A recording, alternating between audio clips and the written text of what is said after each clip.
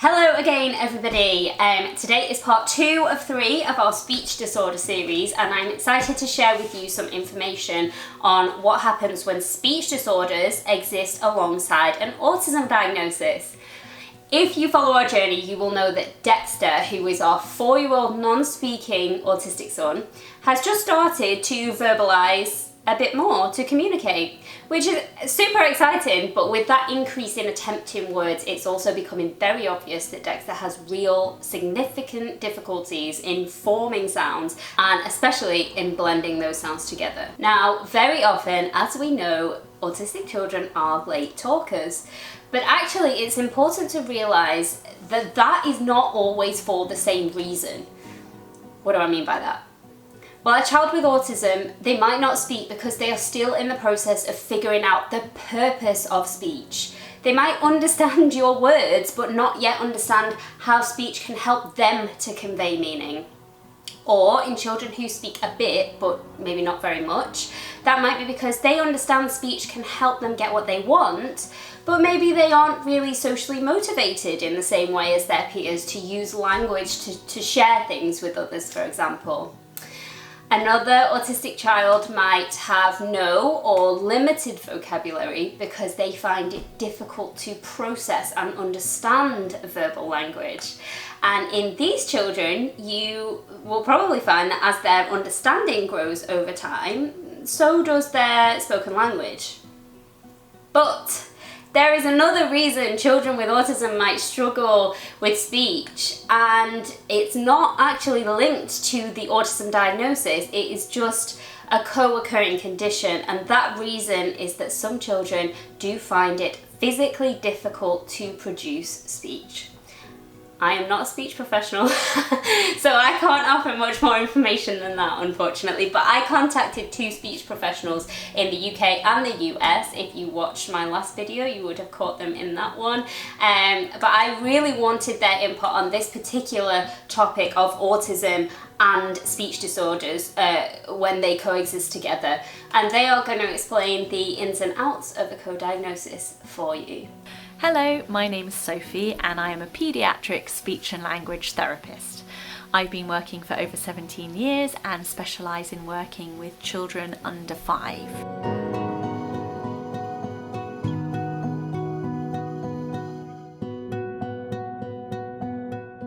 Children on the autistic spectrum are just as likely as any other child to have a speech sound disorder. We also more commonly see diagnoses of developmental verbal dyspraxia in children with autism.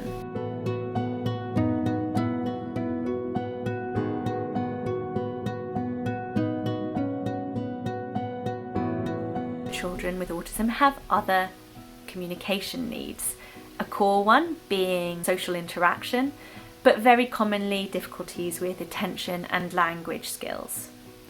So when we're doing an assessment for a child, it can be really difficult to accurately know exactly what's going on with a child. If a child is very much engaged in their own play and doesn't want to or finds it difficult to engage in the assessment, we don't know for sure what their language skills are like.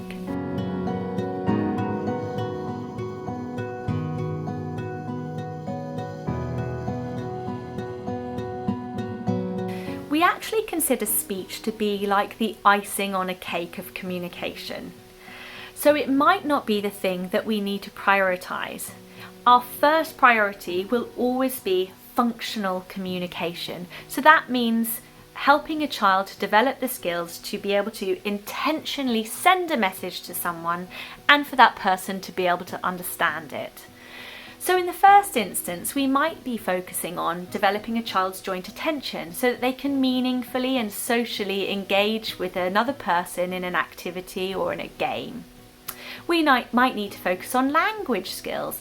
Perhaps we need to help them to learn the vocabulary of play or of within their routines. We might need to develop their social use of language. Can we help a child to make a request in whatever means they can?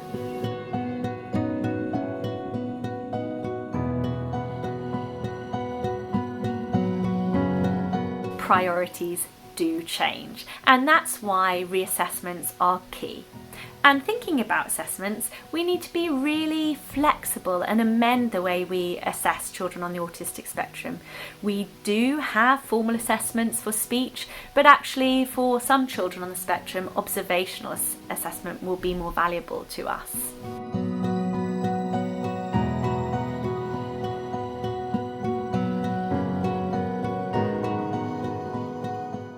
Whilst many components can be embedded into playful interactions and into games, there are some that require children to actively participate in more repetitive practice.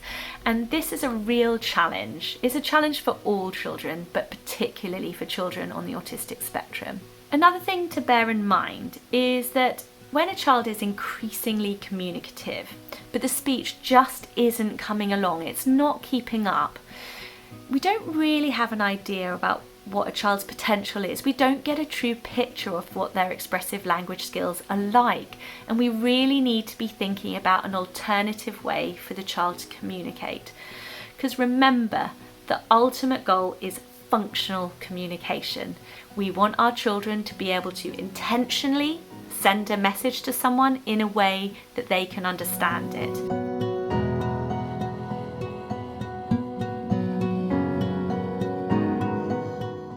AAC stands for Alternative Augmentative Communication. That sounds quite complicated, but really what that can mean is any tool that supports a child to communicate, and that can be helping them to understand, to express themselves, or both. Thinking specifically about a child with a severe speech sound disorder, these children have things to say but physically can't do it, so AAC bridges this barrier. And you can imagine how that can really reduce frustration. There are loads and loads of different AAC systems. There are low-tech things, which might just involve objects and pictures, and there are more high-tech things involving tablets. And you can work with your speech and language therapist to see which one might work for your child right now.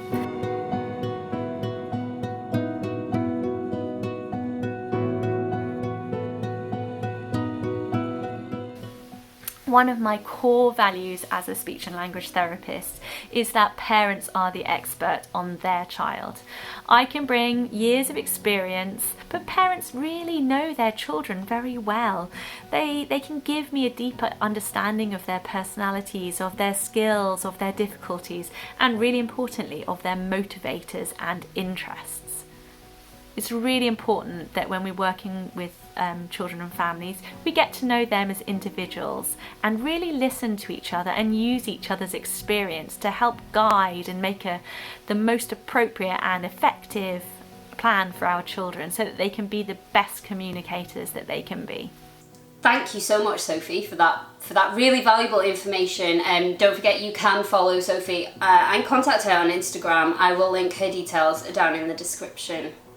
So now we've covered autism coexisting with speech disorders generally, I want to talk about a specific speech sound disorder that Sophie briefly touched on called childhood apraxia of speech, if you're in the US or other parts of the world, or if you're in the UK, developmental verbal dyspraxia. Same condition, different names. But put simply, children with this condition have difficulty making speech sounds correctly, joining them in the right order to say syllables, words and sentences, and that causes very limited or unclear speech. And it's actually because the messages aren't getting from the brain to the mouth very effectively. And judging by the materials available online and the conversations I've had with people, the US does appear to be more focused on apraxia and in treating it than many other countries around the world, which is why I was very interested to speak with Laura Baskel-Smith, an American speech language pathologist who specialises in apraxia. And more specifically, I wanted to know about apraxia in children with a co-diagnosis of autism. So here is what Laura had to say. Hello everyone, my name is Laura Baskel-Smith and I am on here to talk about apraxia awareness.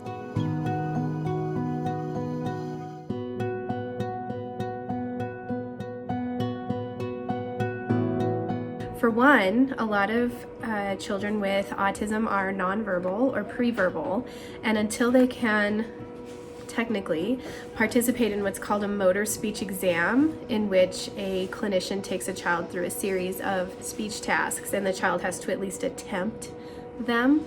We can't really give them a diagnosis of childhood apraxia of speech unless we can make a case for the criteria needed. If a child isn't even able to try and imitate some of our words, we can't really get a nice diagnostic criteria. So it makes it very difficult. There is conflict even between experts, with some experts saying autism doesn't have apraxia. I've heard so many different things. I've heard that there's a high correlation. I've read that there's a low correlation. I think that as we learn more, that'll become clearer. But right now, since apraxia has only been recognized as its own separate disorder by the American Speech Language Hearing Association since 2007, there's just so much more that we have to learn now with apraxia and co-occurring diagnoses like autism. There's evidence to show that apraxia is overdiagnosed, but it's also underdiagnosed, and so it's a real problem. And when you add other comorbid conditions such as ADHD or dyspraxia, autism, developmental language disorder, any number of those other disabilities, it gets harder and it gets more complicated.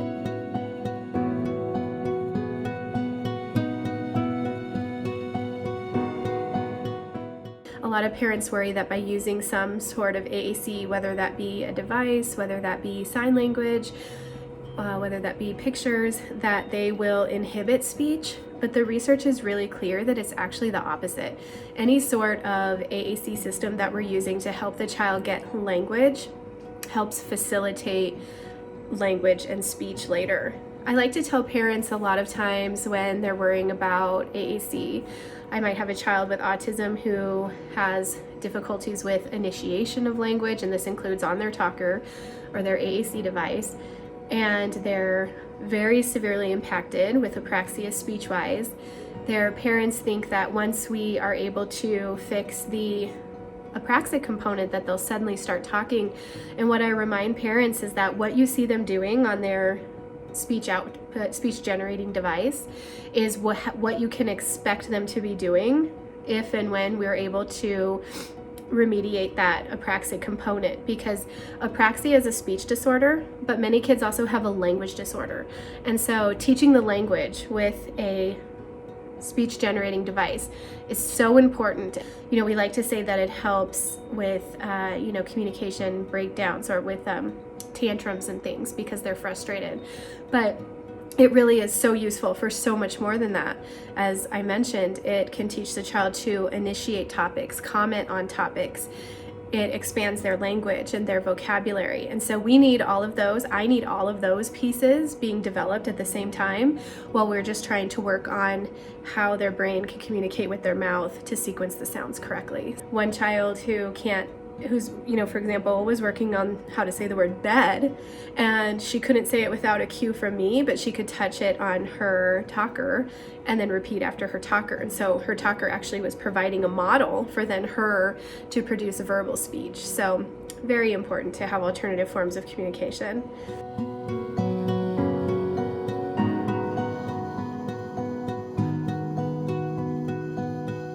So as much as I want awareness so that we have a frame of reference to go from when treating a child with apraxia, and we know that yes, they're going to have a motor speech disorder, we need to be using the specific treatment approach, and we have a frame of reference to come from, no child with apraxia is like any other child with apraxia. And the same goes when you have a child with autism, is not like any other child with autism. Every child is an individual, every child is unique, and it's also very important not to put them in a box on what they're capable of.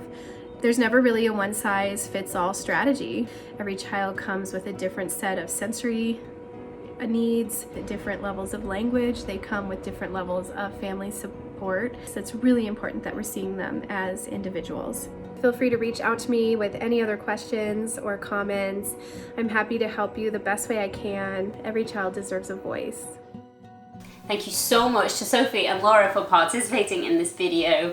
I will include all their links in the description below if you want to contact them. Thank you for watching, everybody. You can show your support for the channel by hitting like or subscribe if you want, obviously. And if you enjoyed this video, definitely check out the third video in this series, which, as I mentioned earlier, includes stories from parents of children diagnosed with autism and APRAXIA, as well as some footage of their wonderful little ones. Thanks for watching. See you soon. Bye.